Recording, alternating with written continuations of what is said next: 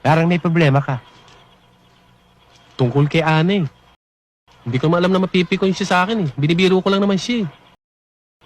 Binibiro? Kilala kong kaliskis mo, oy.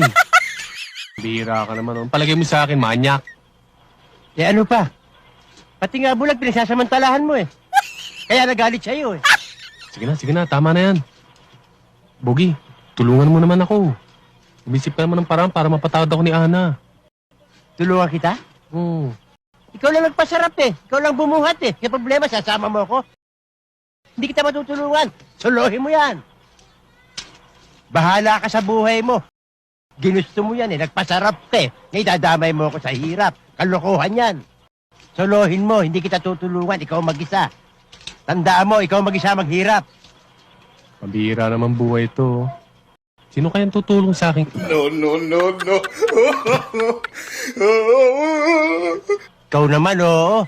Sino pa ba naman ang tutulong sa'yo kundi ako? Tayo lang ang magkasangka eh. Naintindihan mo ba? Tandaan mo yan. Pati buhay ko, ibibigay ko sa'yo. Tandaan mo yan. Maligtas ka lang sa kahihiyan. Tandaan mo yan.